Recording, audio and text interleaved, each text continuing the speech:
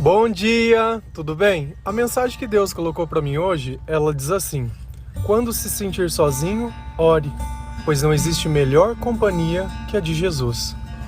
Senhor, tende misericórdia de nós. Perdoa, Pai, todos os nossos pecados, livra-nos de todo mal, nos afasta de tudo aquilo que não vem de Ti. Nós agradecemos, Senhor, por mais esse dia, pelo alimento, pela palavra, pelo banho. Aceita, Senhor, essa nossa oração, esse nosso louvor, pois nós Te amamos, bendizemos, adoramos. Somente Tu é o nosso Deus e em Ti confiamos. Desde o começo da criação, Deus ele se preocupou em não nos deixar sozinhos. E esse sentimento de solidão é como se fosse a ausência total de amor. Quando de alguma forma eu não consigo encontrar em nenhuma pessoa desse mundo aquele sentimento onde a minha ausência faria falta. E isso define a solidão. A solidão é quando ninguém te procura. A solidão é quando nós estamos, às vezes, no meio de uma multidão de pessoas e parece que ninguém se encaixa conosco, que ninguém pensa as mesmas coisas que nós. E esse sentimento, ele é muito ruim. Porque a partir da solidão nós começamos a sentir a tristeza, o abandono. E a partir desse ponto, nada que nós pensamos é produtivo. E de repente nós começamos a reviver o passado, a pensar nos relacionamentos ou a comparar a nossa vida com a vida de outras pessoas. E cada vez fica pior, porque a resposta ela não está nesse mundo. O que você está sentindo não é a falta de alguém, mas a falta de Deus. Se a gente olhar lá em Gênesis, bem no comecinho, logo após a criação do mundo, Deus tinha feito todas as coisas com as próprias mãos. Ele foi lá e fez Adão. E a partir desse instante, Adão começou a dar nome aos animais. E Deus, observando Adão, ele falou: poxa, todo animal tem alguém, né? E eu não encontro dentro deles nenhum que seja semelhante a ele. Então, essa passagem, ela fala sobre isso. Gênesis 2, versículo 18. Então o Senhor Deus declarou: não é bom que o homem esteja só. Farei para ele alguém que o auxilie e lhe corresponda. Então, a partir desse instante, o Senhor colocou Adão para dormir e fez Eva. E o motivo dele ter feito ela é justamente esse, para que auxilie e lhe corresponda. Então não é simplesmente uma pessoa para ser mais uma pessoa, mas é uma pessoa que vai participar da vida uma da outra. Então os nossos relacionamentos, eles não podem ser apenas por caráter financeiro, por exemplo. Nós moramos na mesma casa, estamos debaixo do mesmo teto, porém não tem auxílio, não tem conversa, não tem cumplicidade. Eu acho que a palavra mais fantástica para definir uma relação é cumplicidade. Quando os dois gostam das mesmas coisas e encontram de certa forma prazer naquilo que fazem. Você quer que uma relação ela seja duradoura? O primeiro aspecto é que o Senhor esteja nessa relação. O segundo é ter cumplicidade. E esse ser auxiliador, né, auxiliar, ajudar, cuidar, faz parte das duas pessoas isso, não apenas de uma. Uma relação, ela não é apenas um lado dá e o outro recebe. Não, uma relação é uma troca. Só que nós só podemos dar aquilo que nós temos. E nós só podemos ter se o Senhor tiver nos dado. Eu não sei a razão, muitas vezes tem pessoas que casam porque querem sair de casa. Não suportam a relação com o pai, com a mãe, por quê? Porque eles querem liberdade. Mas não liberdade porque o pai e a mãe é ruim muitas vezes, mas a liberdade para poder fazer os erros sem que ninguém condene. E a pergunta é, uma relação que se baseia apenas nisso, poderia dar certo? Não. Por quê? Porque os interesses estão distantes daqueles que o Senhor concedeu. Só que às vezes nós fizemos essa primeira parte, né, que está lá em Gênesis, e continuo me sentindo sozinho. Será que apenas você ter alguém, você ter um anel no dedo para se chamar de seu, ou ter um relacionamento, ou sei lá o que, define que esse sentimento ele vai deixar de existir? Ou esse sentimento ele não está relacionado a nada desse mundo, mas sim a uma causa espiritual? No começo, eu acredito que antes da vinda de Jesus, esse sentimento de solidão deveria ser algo constante e que devia ser suprido realmente na vida de outra pessoa. Só que quem já viveu um relacionamento sem Deus sabe que esse sentimento ele simplesmente não passa. Ele não passa, não importa o que aconteça, ele não passa.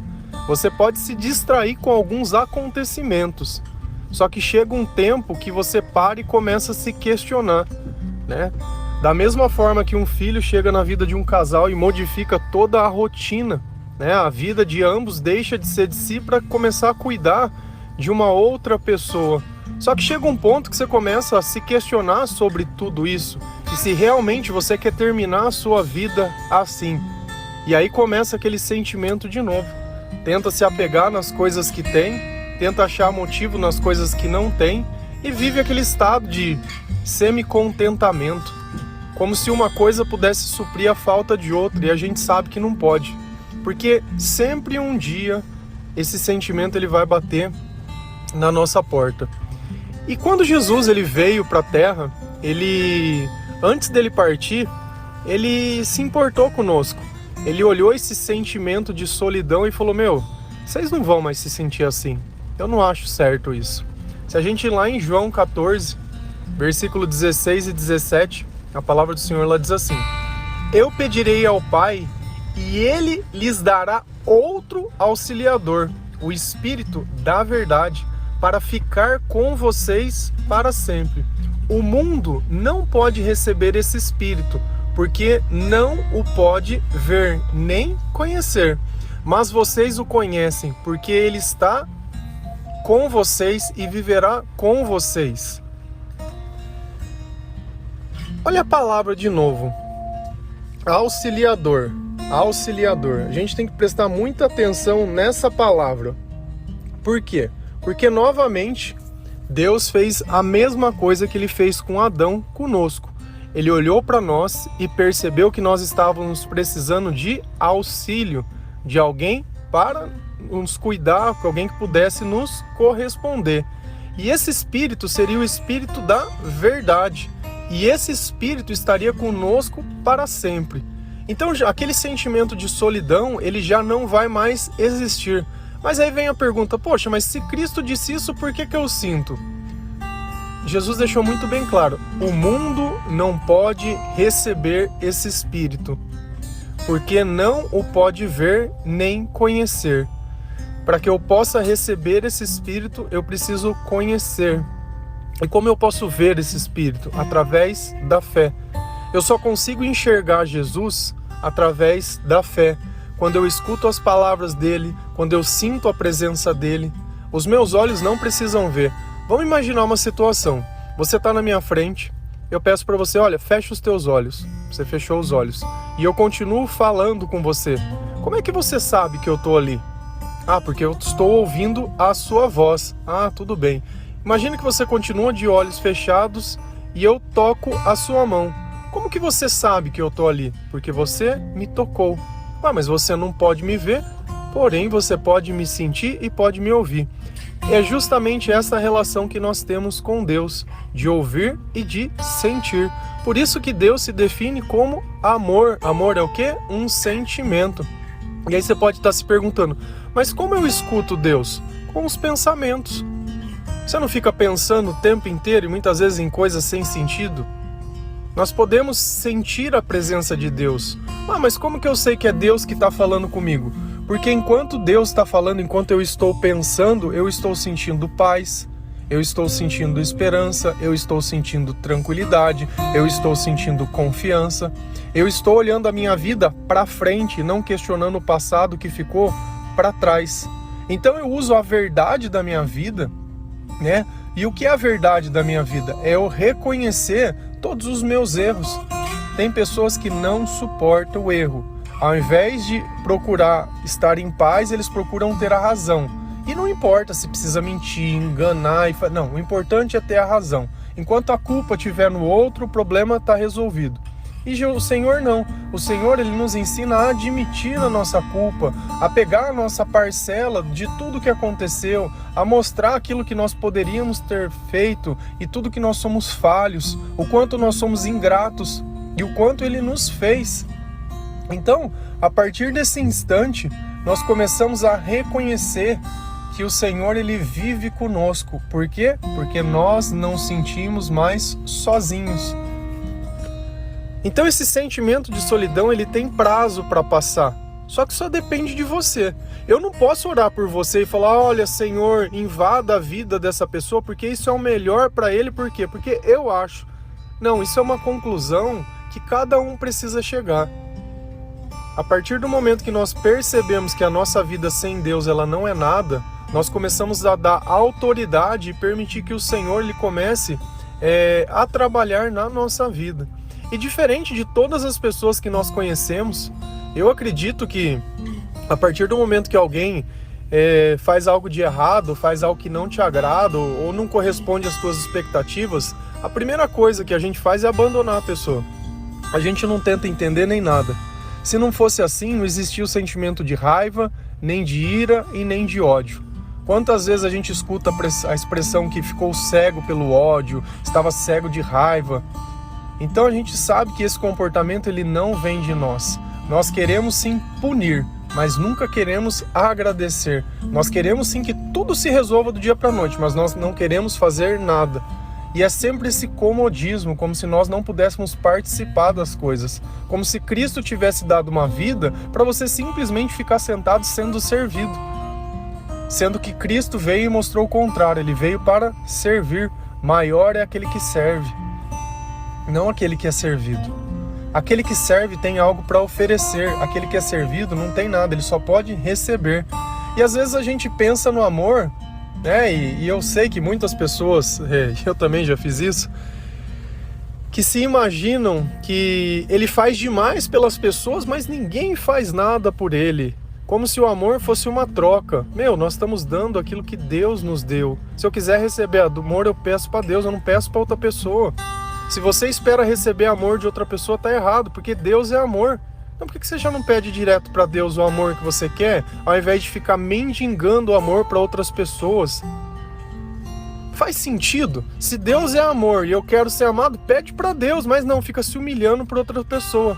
E Deus, Ele já disse, olha, esse método de o outro ser o seu auxiliador não vai mais funcionar, porque eu vou mandar outro.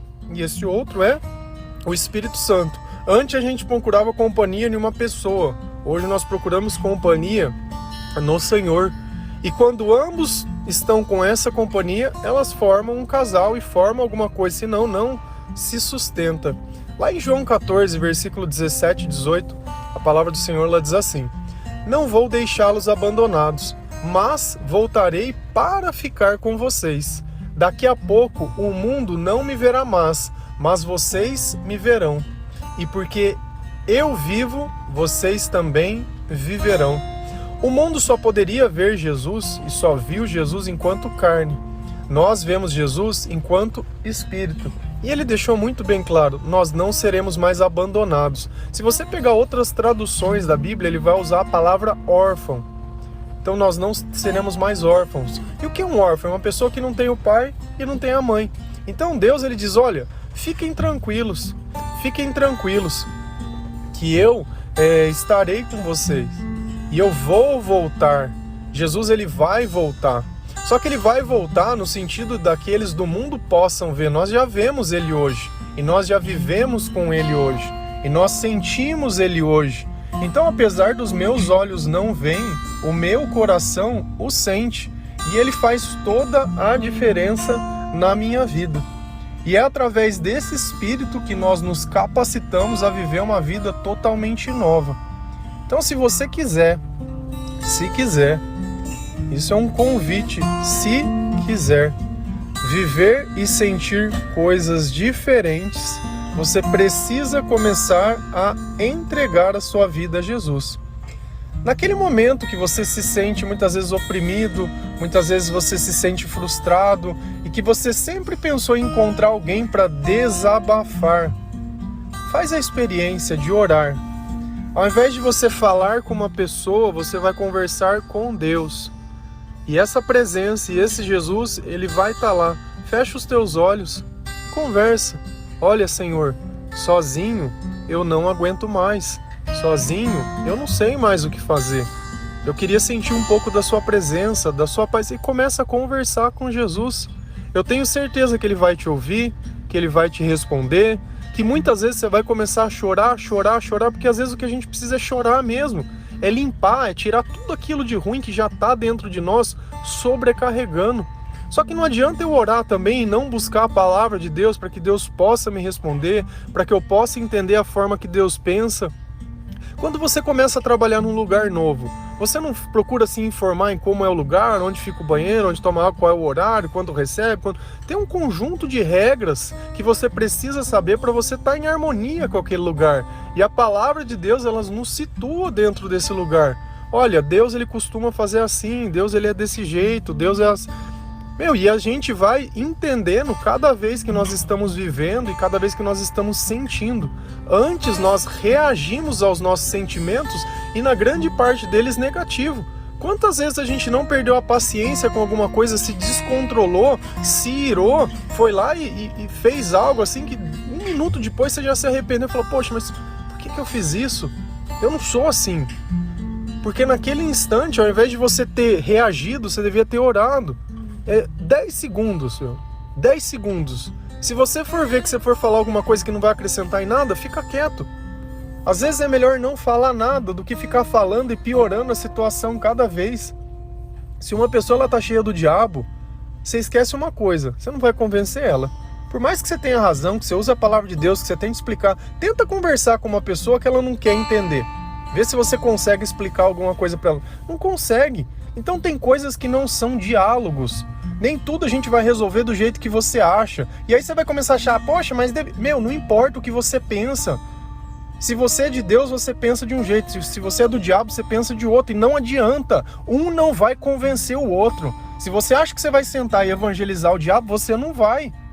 Você não vai. E aprende uma coisa, o diabo é mentiroso e é astuto. Você vai sentar com ele, ele vai falar, é verdade, não acredito em você. Olha, irmão, beleza, não vou mais fazer isso, fica tranquilo. Dá 10 minutos depois, você está fazendo tudo de novo. Então não dá para confiar, não tem verdade, não tem veracidade em nada que ele fala. Então adianta você ficar tentando conversar? Não adianta, não adianta.